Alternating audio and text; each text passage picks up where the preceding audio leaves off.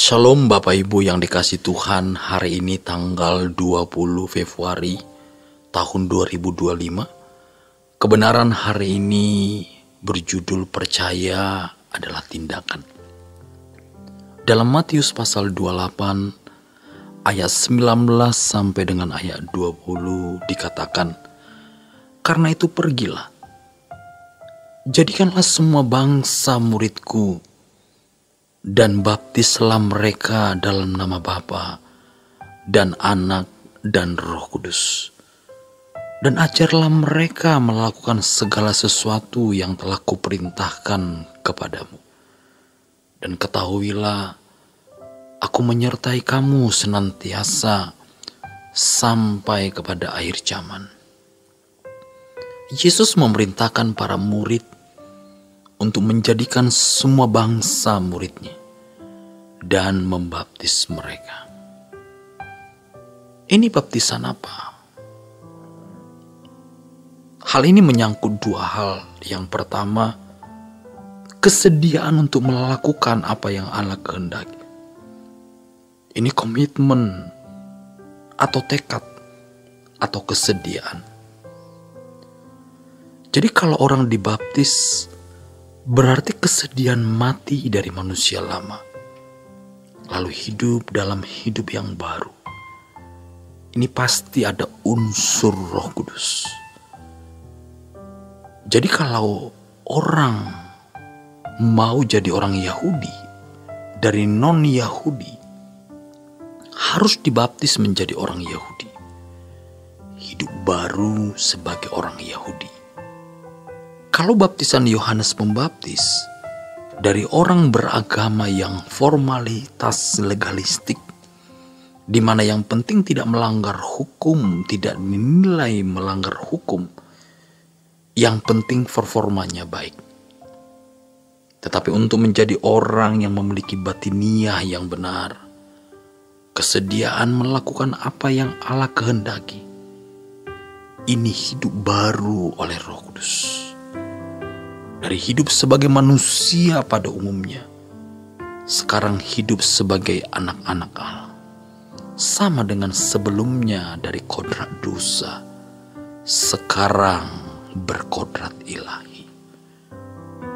Pada zaman itu, ketika kekristenan dalam aniaya, orang berani percaya Yesus, maka bisa disembelih, bisa digorok. Tetapi justru itu yang membuat tekad kesediaan menjadi orang percaya itu bulat. Dan karya Roh Kudus bisa dihadirkan. Artinya membentuk orang tersebut menjadi manusia baru. Tapi zaman sekarang, orang dibaptis tidak ada resiko untuk ditangkap. Tidak ada resiko untuk dibunuh. Tidak ada resiko untuk dianiaya. Sehingga kalau mereka dibaptis, maka akan diberi ucapan selamat hidup baru. Sejatinya hidup baru itu apa? Yang bagaimana?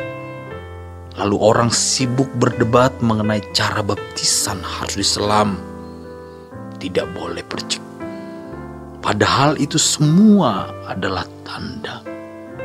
Sebenarnya yang penting adalah penerapan di dalam hidup.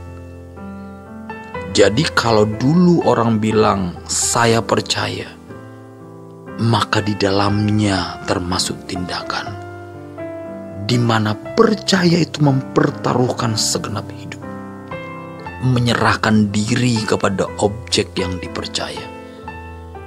Dalam hal ini Tuhan. Jadi kata percaya yang dimaksud Alkitab itu pastilah percaya yang benar. Percayanya jemaat pada waktu itu bukan percayanya orang Kristen hari ini yang belum memiliki kualitas hidup seperti mereka. Sejatinya banyak orang Kristen gadungan atau palsu, tapi tidak sadar.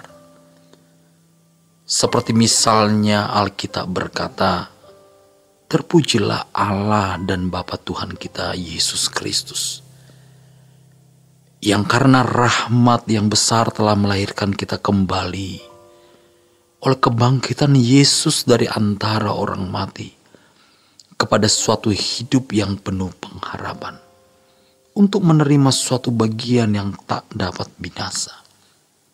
Ayat ini khusus untuk jemaat waktu itu yang menantikan kedatangan Tuhan. Hari ini, mana ada orang Kristen menantikan kedatangan Tuhan? Sangat sedikit, hampir tidak ada. Bergembiralah akan hal itu, sekalipun sekarang ini kamu seketika harus berduka cita oleh berbagai-bagai pencobaan.